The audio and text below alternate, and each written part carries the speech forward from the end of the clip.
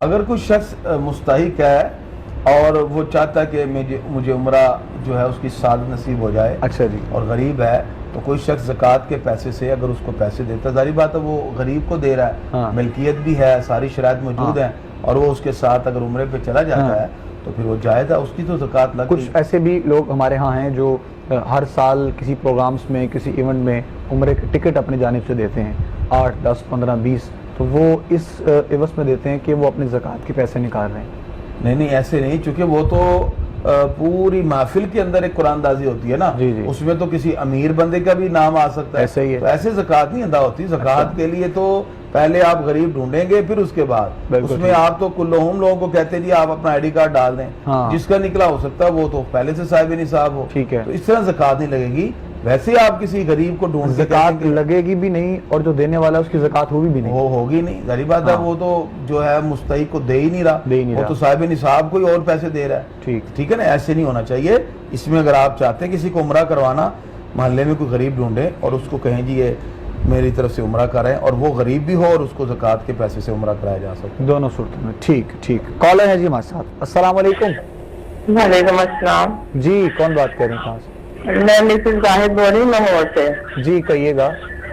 دیکھیں میں نے یہ پوچھا تھا کہ کوئی جو چہلم اور جمعراتیں کرتے ہیں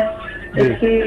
یہ کرنی چاہیے کہ نہیں، اور دوسرا ہمیں ایک قاری صاحب نے کہا ہے کہ جب ماں باپ کی وصال ہو جاتا ہے تو اولاد جو پڑھتی ہے وہی جاتا ہے، جو دوسرے لوگ پڑھتے ہیں وہ ان تک نہیں پہنچتا، کیا یہ صحیح ہے؟ اچھا جی، دونوں سوال آپ کے بہت اہم ہیں۔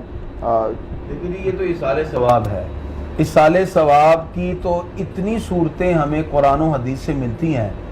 جیسے کہ اللہ تعالیٰ قرآن مجید میں سورہ حشر کی آیت نمبر 7 میں ارشاد فرماتا ہے، جو لوگ فوت ہو گئے بعد میں آنے والے ان کے لیے کہتے ہیں ربنا اغفر لنا ولاخواننا الذین سبقونا بالایمان، یا اللہ ہمیں بھی بخش دے ہم سے پہلے مسلمانوں کو۔ اس کا مطلب کہ دعا اور پھر اہتمام۔ نبی کریم صلی اللہ تعالی علیہ وسلم آپ کے چچا کا جب وصال ہوا تو آقا علیہ السلام نے جنازے پہ 70 مرتبہ دعا فرمائی، پھر ہر بدھ کو آقا علیہ السلام ان کے اصال ثواب کے لیے جاتے رہے۔ اور انوار ساتیہ میں یہ روایت بھی عبدالسمیع رام پوری نے لکھی کہ آقا علیہ السلام نے اپنے چچا کے وصال کے تیسرے دن، 7ویں اور 40ویں دن باقاعدہ اصال ثواب کا اہتمام کیا۔ وہ تو ٹھیک ہے، آپ یہ بتائیں کہ جیسے انہوں نے کہا کہ اور شخص پڑھتا ہے تو نہیں پہنچتا۔ اب دوسری بات وہی میں اسی طرف آ رہا تھا کہ اگر کوئی اس کے علاوہ مثال کے طور پہ ایک تو ہے گھر میں ماں باپ یا کوئی فوت ہو گئے اس کے بیٹے وغیرہ پڑھتے ہیں، اگر کوئی دوسرا پڑھتا ہے تو اللہ رب العزت نے مومنین کے پڑھے ہوئے کی برکات عطا فرمانی ہے۔ اس میں یہ ضروری نہیں ہے کہ جو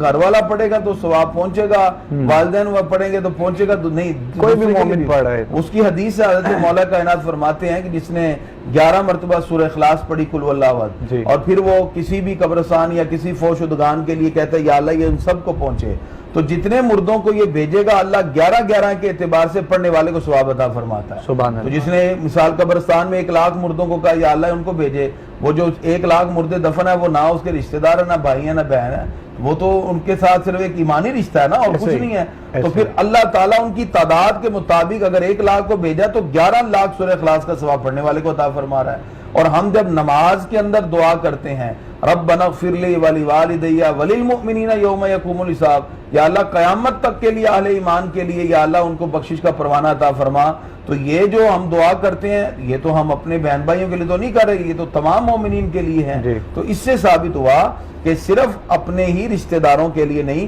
بلکہ کسی بھی ایمان والے کے لیے دعا، استغفار، ان کے لیے بخشش کے لیے طلب کرنا یہ درست اور جائز ہے، اور ان کا اجر و ثواب بھی پہنچتا ہے۔ جس طرح حضرت سعد بن عبادہ رضی اللہ تعالیٰ نے اپنی والدہ کے لیے پورے کا پورا باغ صدقہ کر دیا، اسی طرح صحابہ کرام میں بھی یہ سلسلہ تھا کہ وہ بالتخصیص اصال ثواب کا اہتمام اسی طرح کرتے تھے۔ لہذا نام کوئی بھی رکھ لیں، 3 7 40واں اصال ثواب کی کنڈیشن میں اگر آپ کسی کے لیے کچھ پڑھ کے کچھ صدقات میں، کچھ عبادت میں اور کوئی نفلی صدقات کی صورت میں کسی کو بھیجیں، اللہ تعالیٰ اس کو برزخی زندگی میں اس کا اجر اور ثواب عطا فرماتا ہے۔ جزاک اللہ۔